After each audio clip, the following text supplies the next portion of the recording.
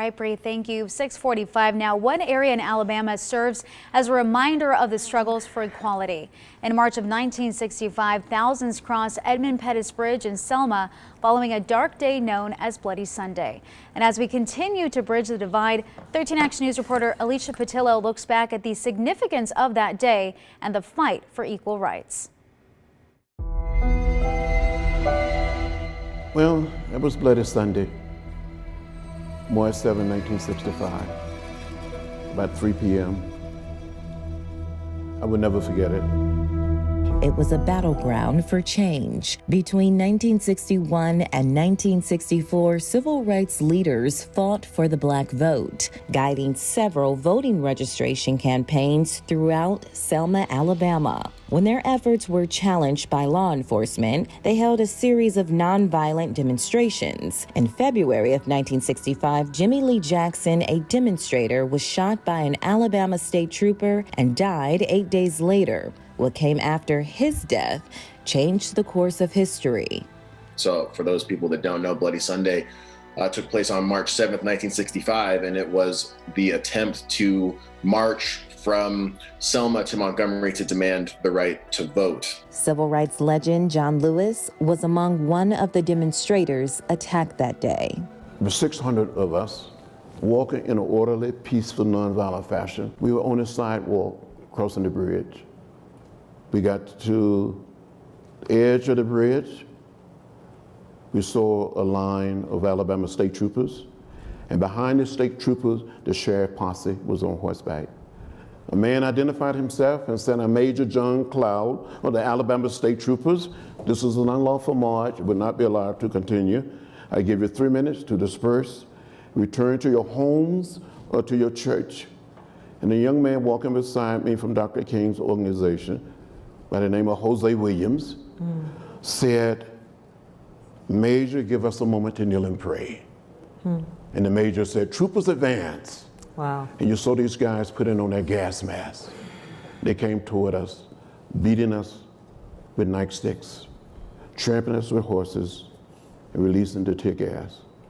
I was the first one to be hit. Law enforcement caught with their hands red as the violence of that day was shown for the world to see. In the aftermath of Bloody Sunday, Dr. Martin Luther King Jr. and more than 3,000 others marched 49 miles from Selma to Montgomery, capturing the attention of Congress to pass a new law. Today, we remember Bloody Sunday as the catalyst for the Voting Rights Act of 1965.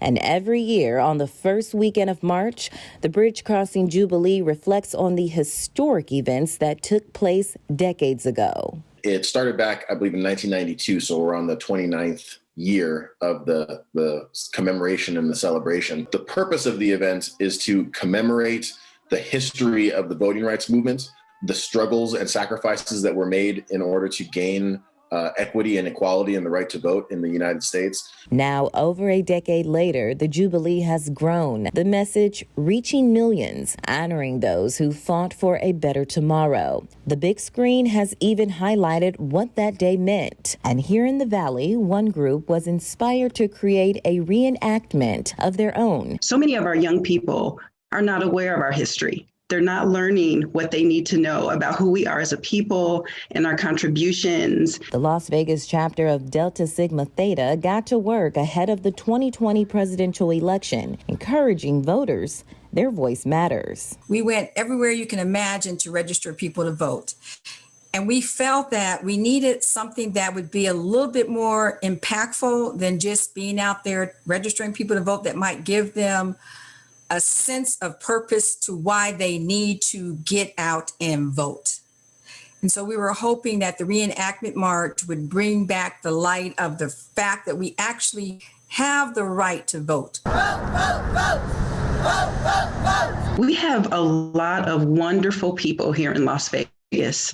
The support we got for that event, it was the first time we had ever done it. The support was tremendous. Due to COVID-19, there won't be a march in the Valley this year, but the National Jubilee will go virtual for all to attend. So it's going to be March 5th through the 7th this year instead of March 4th through the 7th.